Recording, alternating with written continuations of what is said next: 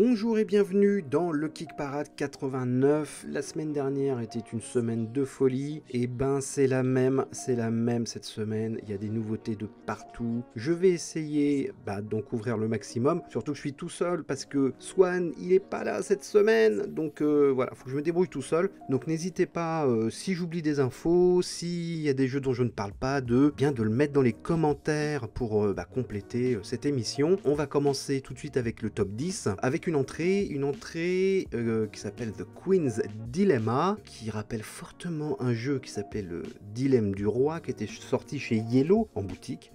Et forcément c'est la suite, ça se passe une centaine d'années après les faits du premier jeu, et cette fois c'est une reine qui dirige ce pays médiéval fantastique, enfin, fantastique light, hein. C'est fantastique réaliste, mais c'est quand même un pays qui n'existe pas, un royaume qui n'existe pas plus précisément. Et donc c'est un jeu compétitif, hein, je crois que ça va jusqu'à 6 personnes, c'est 3 minimum, parce que c'est un jeu qui mélange legacy et narration, dans lequel vous allez faire partie du conseil de la reine et vous allez prendre des décisions qui vont influencer le royaume, et bien entendu vous allez essayer d'influencer le royaume dans la direction qui vous convient.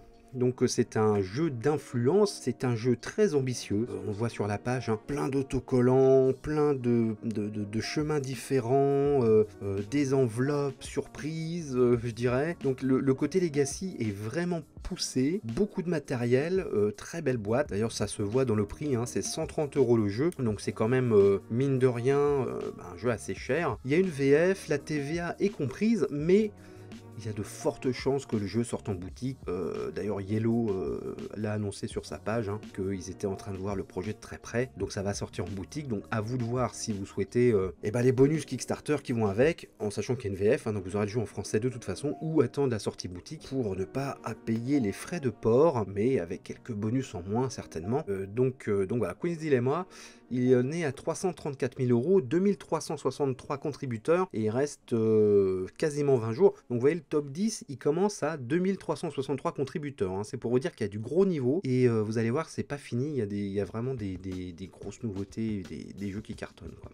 9e place, c'est également une entrée, c'est Hidden Leaders Forgotten Legends. C'est le nouveau chapitre dans la saga Hidden Leaders. Il en est à 56 000 €, 2471 contributeurs, et il reste pareil 20 jours. Donc Hidden Leaders, ça, depuis le début, hein, on l'évoque sur Kick Parade parce qu'on a vu la saga naître dans cette émission. C'est un jeu dans lequel vous allez prendre des factions, vous êtes des fils de rois, on reste dans les héritages et les royaumes, qui vont se disputer le trône, et vous allez vous allier à 2 factions différentes, donc c'est du médiéval fantastique, et il va falloir monter des curseurs sur un tableau, et selon comment les 2 curseurs se placent entre eux, et bien vous faites gagner la faction avec qui vous êtes allié. Donc c'est un jeu avec des cartes, un deck building qui est super bien fait. Moi j'y ai joué, je trouve que c'est un très très bon jeu, hein. Il n'y a pas de problème, ça tourne super bien. Et donc là il y a une extension, ils avaient fait un truc un petit peu qu'on pourrait considérer comme un spin-off, hein, comme on dit dans le Cinoche ou la BD. C'est-à-dire un jeu qui était inspiré d'univers, mais avec une autre mécanique, qui était Almost Innocent, qui était sur Kickstarter il y a quelques mois. C'était là un jeu coopératif. Là on revient vraiment au jeu de base avec cette extension. C'est pareil, il y a une VF, et donc ce Hidden Leaders va rajouter un 3e pion à faire monter sur cette fameuse jauge, qui représentent les gardiens. Donc ce sont des nouveaux personnages avec qui jouer. Il y a aussi l'apparition d'artefacts, qui sont donc des espèces de pouvoirs asymétriques qui permettent de vous booster.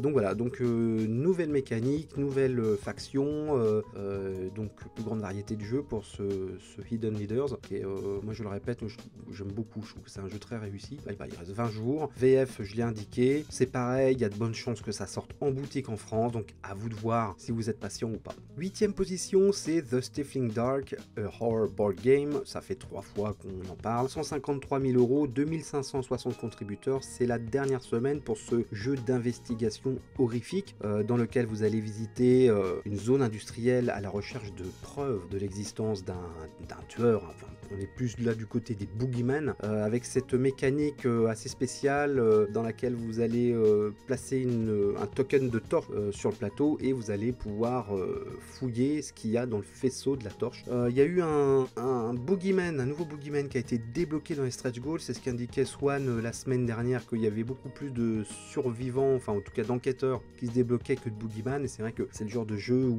on préfère avoir plus de méchants que de gentils quelque part. Donc là ils sont en train de... Ils ont débloqué un nouveau boogeyman, et le jeu a très bien fonctionné, moi plus que je n'aurais pensé, et il résiste bien au flot de nouveautés qu'il y a depuis la semaine dernière. Il aura fait voilà, une belle campagne, quoi. 7ème place, c'est Race to the Raft, qui n'a pas bougé, 257 000 €, 3142 contributeurs, il reste une bonne dizaine de jours avant la fin de la campagne. C'est par l'auteur de l'île des chats, qui a déjà eu 2 moutures. Là c'est un jeu dérivé du même univers, dans lequel vous allez essayer de sauver vos chats d'un incendie, donc il va falloir poser des tuiles de passage et faire naviguer vos chats. C'est un jeu coopératif. Donc il va falloir réfléchir à ce que vous faites à chaque tour ensemble. Bon, on en a parlé pas mal la semaine dernière. Moi, je trouve le jeu graphiquement abominable. Après, mécaniquement, peut-être que ça marche très bien. Ils n'ont toujours pas fait un pledge spécifique ou un add-on spécifique pour acheter les figurines de chats. Je trouve que là, c'est un petit peu la trappe couillon de cette campagne. C'est-à-dire qu'il y a certainement des joueurs qui ne sont pas trop intéressés par ce jeu, mais qui voudraient des figurines de chats qui peuvent être utilisées pour les autres jeux. Et voilà, tu es obligé de prendre tout le pack, tout le jeu pour avoir les figurines. Donc je trouve que c'est... je trouve pas ça très cool, je trouve pas ça très commerçant, ça, bon, voilà, c'est du pouce à l'achat, c'est bien dommage, quoi. 6ème position, c'est l'entrée de Destiny's Witchwood. Là on est sur GameFound, 323 000 €, 3231 contributeurs. Il reste 15 jours, campagne relativement courte, et c'est Lucky Dog Games qui lance ça sur GameFound. Donc eh bien c'est la suite de Destiny's, donc le jeu narratif dans cet univers très sombre, médiéval fantastique, dark fantasy même on peut dire, dans lequel vous allez incarner des héros qui sont à la recherche de leur destin, d'où le titre, et qui vont passer par tout un tas de quêtes, d'aventures, et c'est un jeu, alors la spécificité je trouve de Destiny, c'est que en général ce genre de jeu est coopératif, et là c'est compétitif, donc vous allez vous balader chacun de votre côté et essayer de rameuter le plus de quêtes vers vous, de vous stuffer, etc., de monter aussi vos compétences. Je trouve aussi j'avais trouvé le système de caractéristiques des personnages, de montée de caractéristiques très intéressant, parce que vous ne montez pas juste bêtement vos caractéristiques, il y a tout un équilibre à trouver, parce qu'il y a trois mesures par caractéristique, on va dire, et il faut nuancer tout ça. Et je trouvais le système était vraiment malin, quoi. Moi j'ai vraiment un bon souvenir de ce jeu, également aussi pour tout ce qui est test de compétences avec des dés, mais il y a tout un système de réserve de dés qui est vraiment malin. Enfin moi j'avais beaucoup aimé ce jeu, et ça se joue avec une application, hein, alors ça par contre faut le savoir, et j'avais trouvé également autre qualité, que c'était très bien écrit, ce qui n'est pas toujours le cas des jeux narratifs, je trouve. Encore il y a encore beaucoup de jeux où c'est soit mal écrit, soit ça fait de la littérature à outrance, ça devient inefficace, ça devient lourd, ça devient en poulet. Je trouve que Destiny's avait vraiment trouvé le bon compromis entre narration efficace mais avec du style. Il en faisait pas trop et c'était bien. C'est mon avis personnel. En tout cas, j'avais vraiment pris beaucoup de plaisir à faire la campagne de la première mouture. J'avais pas fait la deuxième, qui se passait dans un monde désertique, il me semble. Et là c'est la troisième, donc là on est donc Witchwood, on est dans une forêt peuplée de sorcières. Alors ils mettent en avant une superbe figurine d'une maison qui marche grâce à des pattes de poule. Ça c'est évidemment une référence à la sorcière Baba Yaga, qui fait partie du folklore slave, qu'on avait vu dans Hellboy 2 de Guillermo del Toro. Je crois qu'il y a ça dans... Alors, c'était pas dans Hellboy 2. Non, c'était dans Hellboy, mais pas le 2. Non, c'était l'espèce de remake de Neil Marshall, je crois. C'était beaucoup moins bien. Mais en tout cas, il y avait cette espèce de maison, la maison de Baba Yaga, qui marche sur des pattes de poule. Donc évidemment, graphiquement, c'est très puissant comme image. Et là, qui est reprise dans Destiny's. Alors, je sais pas si Baba Yaga est cité de fait dans le jeu, ou s'ils ont repris l'imagerie. Ça, j'avoue que je ne le sais pas. Le décor est planté, on va dire, hein. On est dans une forêt, il y a de la sorcellerie, il va falloir explorer, parce que c'est beaucoup d'exploration. Alors, j'ai vu que par rapport aux autres Destiny's, le système de tuiles qu'on retourne, parce qu'il y a une espèce espèce de brouillard de guerre hein, sur le plateau, et quand vous arrivez sur la tuile, vous la retournez, bon c'est assez classique, mais là vous pouvez retourner des tuiles qui sont assez loin, je crois que les distances ont été étendues, il peut y avoir des grandes distances entre deux tuiles et vous pouvez retourner une qui est vraiment à distance.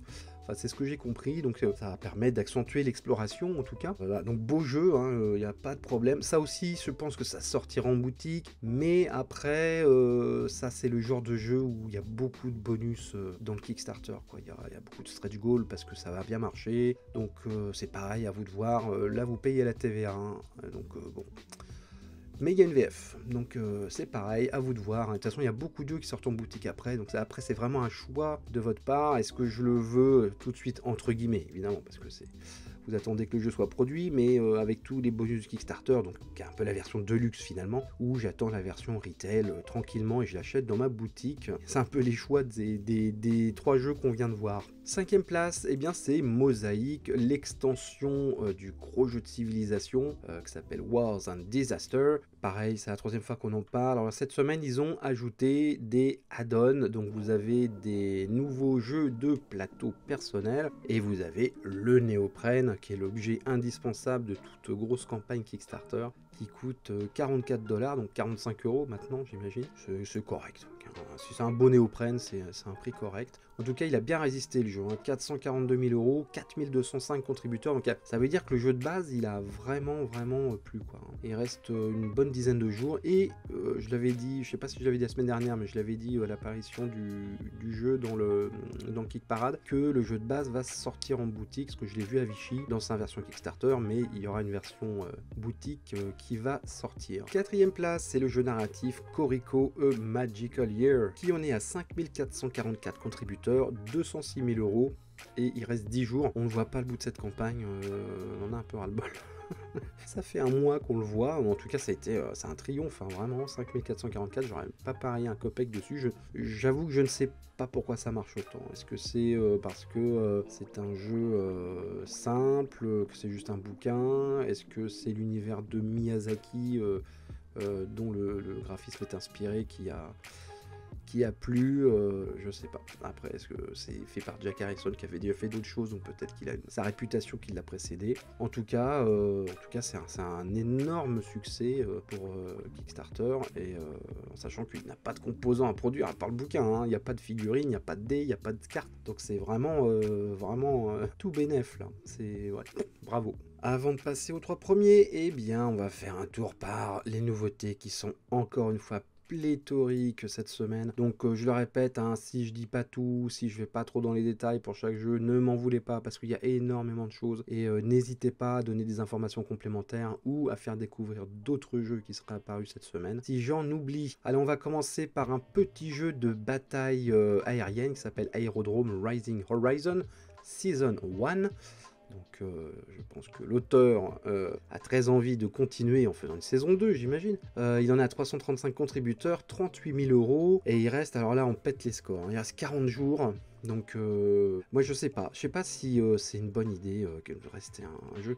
Ça dépend des jeux. Bon, quand c'est des gros jeux, je pense qu'il faut frapper fort dès le départ, sinon c'est mort. Pour les petits jeux, ça vaut peut-être le coup de faire des campagnes longues et de bosser la com en cours de campagne, parce qu'ils n'ont pas évidemment les moyens pour frapper fort en communication avant la campagne. Donc ils profitent de la campagne pour faire leur promo en même temps, et ils comptent sur la hype que va avoir le jeu, ou la curiosité que les gens vont avoir sur le jeu, pour essayer de faire une espèce d'effet boule de neige, donc ce qui justifie une campagne assez longue.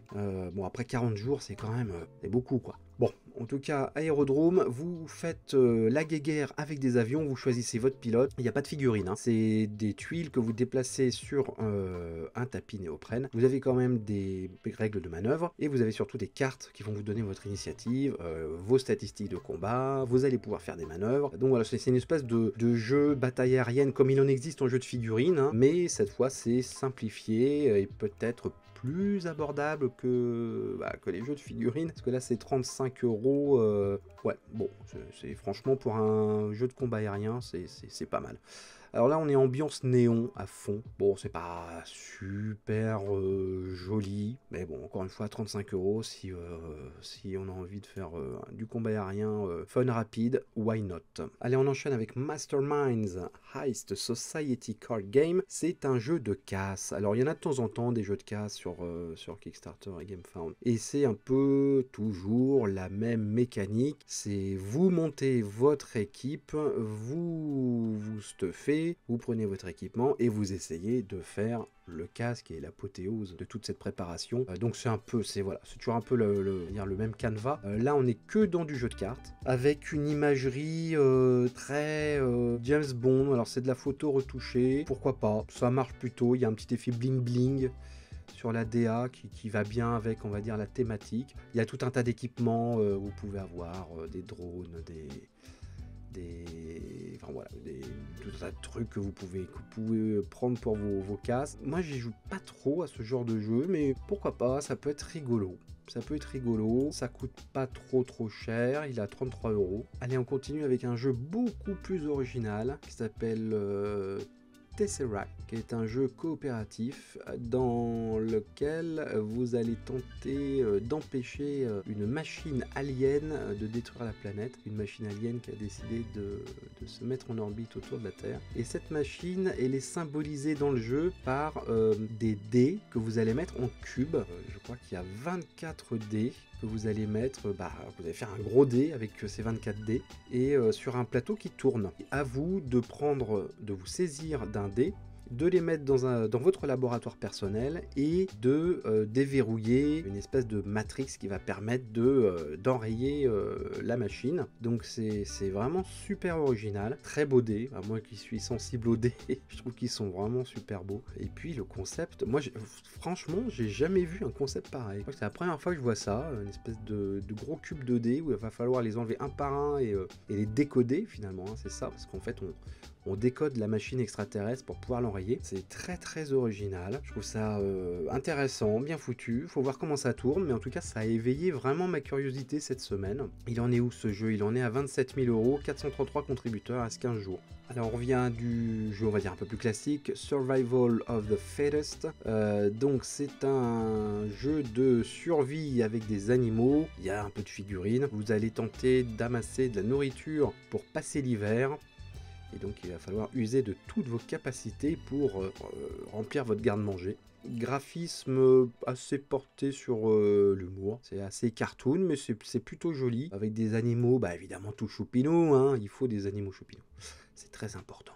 Il en a 18 000 €, 315 contributeurs. Qu'est-ce qu'ils avaient fait? C'est un premier projet, donc voilà, c'est toujours intéressant de voir les premiers projets, parce que pour soutenir les nouveaux créateurs, les nouveaux éditeurs, en sachant qu'il y a toujours ce petit warning à avoir que si c'est leur premier projet sur Kickstarter, ils ont moins d'expérience que les autres pour la production du jeu après le financement.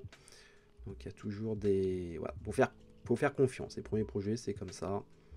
C'est un peu la loterie, mais bon. Allez, on enchaîne avec un jeu de vikings. Ça faisait un moment qu'on n'avait pas vu les vikings. C'est vrai que c'était très à la mode, les vikings. Il y avait beaucoup de jeux, ça s'est un peu calmé. Mais si vous êtes fan de vikings, et ben voilà, il y a Vendel to Viking, qui vient d'arriver. C'est le même éditeur qui avait fait un jeu qui s'appelait Station Fall. Je ne sais pas si vous vous souvenez, c'était un jeu de survie dans lequel il fallait tenter d'évacuer une station spatiale qui était en train d'exploser. Je trouvais l'idée super rigolote, le graphisme assez réussi. Là, on revient à du truc plus premier degré, sérieux. Il en est à 9 410 €, 135 contributeurs. Il reste une petite vingtaine de jours. Donc là, on est entre 550 et 800 de notre ère, en pleine âge d'or de la culture viking. Et vous allez incarner un clan qui va tenter de survivre et de s'étendre dans le nord de l'Europe. Donc il y a un petit côté passage de génération à génération. Ça c'est plutôt rigolo.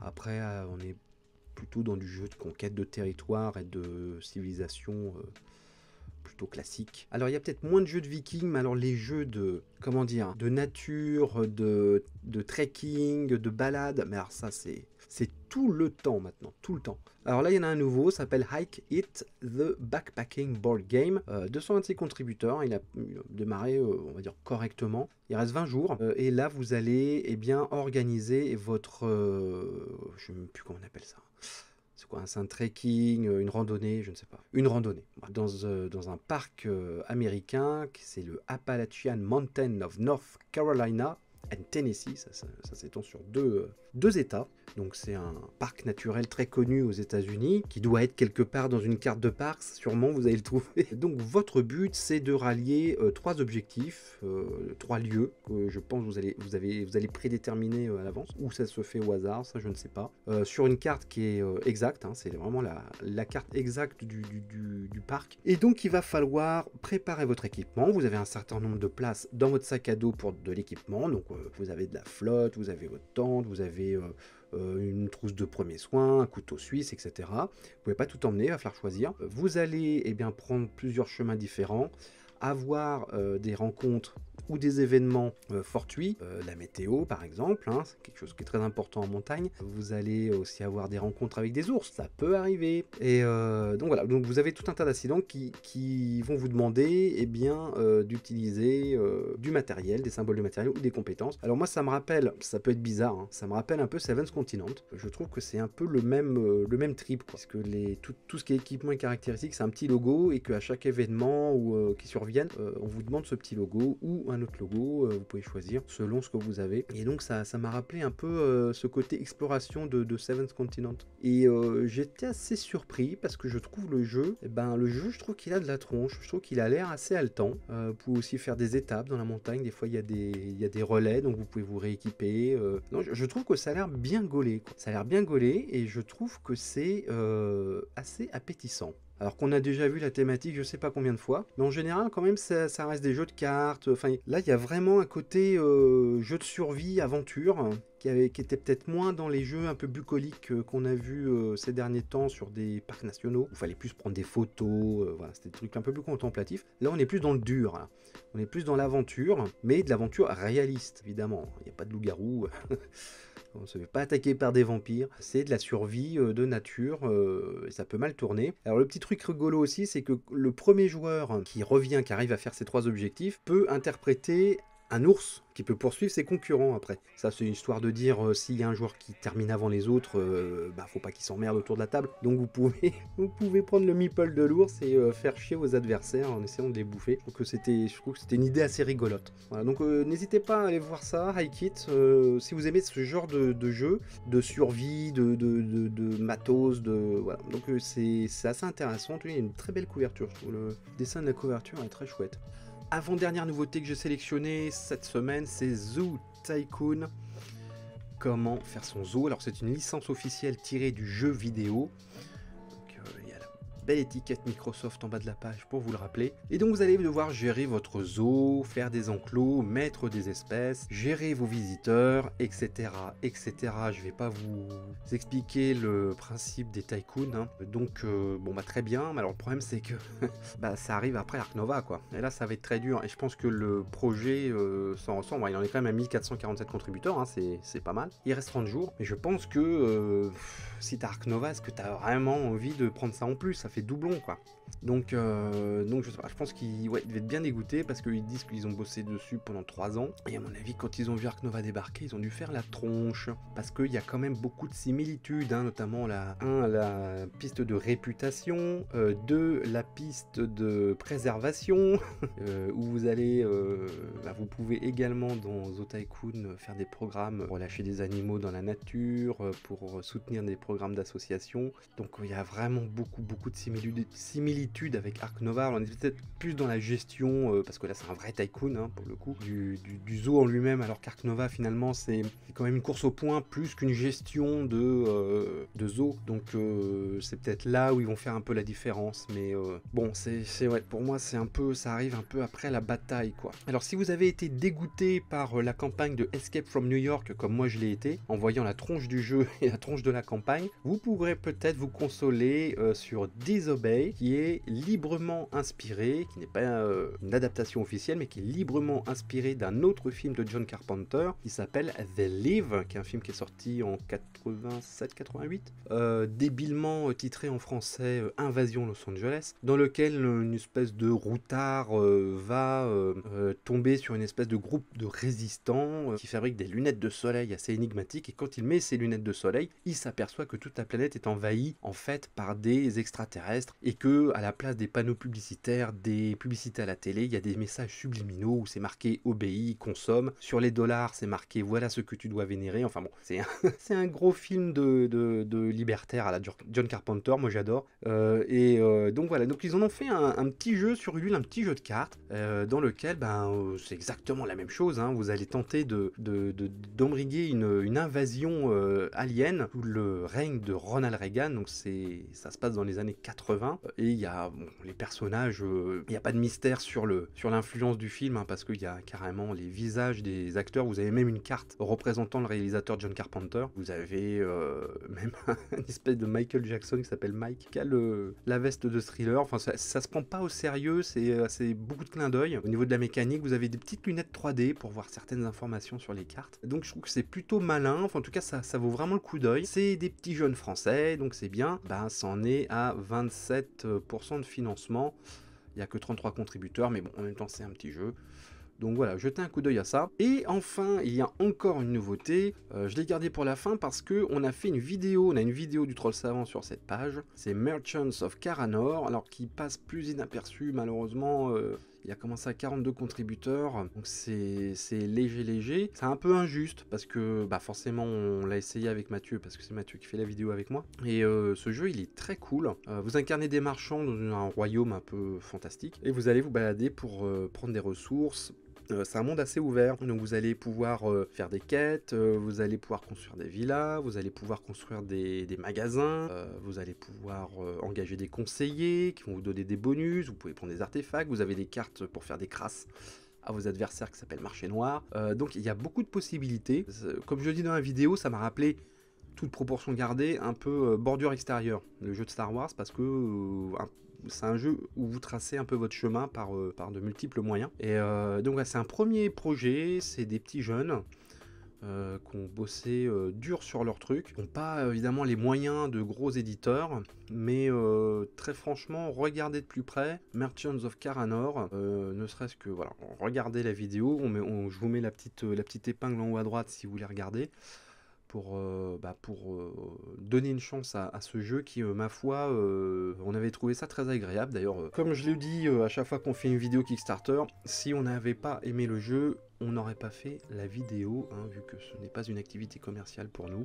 Un jour, hein, on sera payé des milliers et des cents pour faire des vidéos Kickstarter, mais ce n'est pas le cas pour le moment. Donc quand on nous propose de faire une vidéo, en général, on nous envoie le proto, et si on aime bien, on fait la vidéo. Donc on a bien aimé, donc on a fait la vidéo, et en plus, c'était aussi histoire de soutenir des jeunes auteurs et un jeune éditeur, parce que toujours sympathique à faire, je trouve. On va revenir aux 3 premiers de Kick Parade. En 3ème position, c'est Canva. C'est Canva, ça fait 3 fois qu'on en parle. C'est l'extension qui s'appelle Finishing Touches. 421 000 €, 9220 contributeurs, et il reste 20 jours, donc on va en parler encore pendant 2 semaines, donc je vais passer vite dessus. Énorme succès, donc qui conforte la présence du jeu sur les tables, hein, tout simplement. Et puis c'est vrai que c'est un beau jeu, Canva. Voilà. Il n'y a rien à dire. 2ème place, c'est une entrée, c'est le nouveau Cool Mini or Not, donc c'est toujours évidemment un événement parce que c'est une énorme boîte d'édition, et c'est la suite de Cthulhu Death May Die, la très attendue suite de Cthulhu Death May Die. 796 000 €, 9815 contributeurs en 24 heures. Hein. J'enregistre cette émission, on est jeudi, il est sorti hier soir. Donc voilà, c'est quand même, c'est pour vous dire qu'il était très attendu. Après, est-ce que ça va se tasser ou est-ce que ça va continuer à monter? Je ne sais pas, parce que Cool Mini or Not est très fort en communication, donc en général, leur campagne démarre très fort, et selon le jeu, ça se tasse ou ça augmente. On verra bien. Il reste 13 jours. Alors là, on voit vraiment qu'il y a une nouvelle politique chez Cool Mini or Not, parce que ça fait 2 jeux qui font ça. Ils avaient fait ça pour Dune aussi, qui date il y a un mois, hein, à peine. Ils font des campagnes plus courtes. Là, c'est 15 jours. Ils font un seul pledge. Donc là, c'est un pledge qui est pas délirant au niveau prix, hein, qui coûte 100 €. Et ils ont abandonné aussi la pléthore de d'add-ons qui faisait un peu leur particularité. C'est-à-dire que vous pouviez en acheter pour 600 ou 700, voire 800 balles de add-ons si vous preniez tout. Ils sont moins, comment dire, gourmands sur leur campagne, ils font des choses plus mesurées. Je vois quand même avec bonheur qu'ils ont arrêté d'arnaquer les gens sur le shipping, sur les frais de port, parce que ça devenait scandaleux. Enfin, dire, le Marvel Zombicide, les frais de port coûtaient le même prix que la boîte, donc c'est n'importe quoi. Là, on revient à des prix raisonnables, ce qui est normal, hein, puisque ça coûte moins cher aussi qu'avant.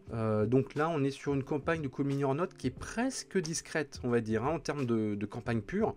On est presque sur un truc, je dirais pas sobre, hein, faut pas exagérer, parce que c'est quand même une grosse boîte kilo plastique, il y a plein de figurines, mais on n'est plus dans le délire de matériel qu'il y avait avant chez Communion Note. Ce délire de matériel, on le retrouve maintenant chez Awaken Realm. Il y a eu comme une espèce de balancement entre les deux sociétés. Je crois que les deux sociétés maintenant sont vraiment en concurrence frontale sur ces projets. Donc on va voir si cette nouvelle politique de Communion Note porte ses fruits. En tout cas, il a très très bien démarré, mais bon, c'est aussi un titre qui a fait ses preuves, qui est sorti en boutique, c'est Lovecraft, il y a de la figurine, c'est du jeu d'aventure, et blablabla. Il paraît que le jeu est très bien, moi je l'ai jamais essayé personnellement, mais en tout cas ça démarre très très très fort. Ça va se faire sans problème le million d'ici la semaine prochaine, on verra s'il atteint plus à la fin de la campagne, on vous dit ça. Et enfin, premier de Kick Parade, l'indétrônable, parce que là je pense qu'il sera indétrônable pour le moment, c'est Oathworn Into the Deepwood, 2 116 821 €, 14 781 contributeurs. C'est monstrueux, c'est le cas de le dire, puisque c'est un Monster Hunter. C'est une réédition d'un jeu qui existait déjà, on en a parlé la semaine dernière. J'y ai joué à Essen, très sympa, il y a un côté vous stuffez en ville, et puis après vous allez dans la forêt tuer des monstres avec vos guerriers qui sont asymétriques. Vous avez des monstres surprises parce que vous avez des boîtes dans lesquelles vous sortez des figurines. C'est très bien foutu, c'est du kilo plastique, clairement. Vous pouvez même acheter les décors, les arbres, les maisons. Vous avez du token en métal, vous pouvez changer les armes sur les figurines, ce que je trouve très accessoire, mais enfin bon, si on est un peu fétichiste de ça, why not. J'avais bien aimé aussi le système, j'en ai pas parlé la semaine dernière, mais il y a un système pour résoudre les combats. Vous pouvez choisir, soit vous le faites au dé, soit vous le faites aux cartes. Voilà, vous avez le choix. Si vous êtes hermétique un peu au hasard, vous pouvez choisir le draft de cartes pour résoudre vos combats. Donc ça, je trouve que c'est une belle idée, quoi, d'avoir le choix de la mécanique pour résoudre les combats. J'ai trouvé ça vraiment cool. Enfin, à l'époque, j'avais trouvé ça, je sais pas si ça s'est refait après, mais je trouve que c'était vraiment une bonne idée. Et puis, vous avez le choix entre l'appli ou le bouquin. C'est pareil, hein, si vous êtes hermétique aux applis, bah, vous aurez aussi le bouquin d'aventure dans lequel vous pourrez naviguer. Gros jeu, gros pledge et gros résultat, en tout cas sur Kickstarter. Quasiment 15 000 contributeurs pour une réédition. On rappelle, c'est une réédition, donc c'est vraiment tout bénef pour l'éditeur, là, c'est le jackpot. Hein. C'est le jackpot. Voilà, il reste encore 20 jours, donc et il continue à monter, donc ouais, c'est monstrueux, quoi. Comme je le disais, c'est monstrueux. Et bien voilà, on a fait le tour des nouveautés et du top 10 de la semaine. Bon, je n'ai pas fait trop long parce que entendre un monologue, c'est moins sympa que quand on est deux et qu'on se fait le ping-pong. N'hésitez pas à mettre un pouce si ça vous a plu. N'hésitez pas, comme je le disais, si vous avez des jeux dont je n'ai pas parlé, vous avez dégoté, de le dire dans les commentaires, de mettre des infos complémentaires aussi que j'aurais omis de dire pour toutes ces campagnes. Et puis, on se voit la semaine prochaine, cette fois en duo. Ciao!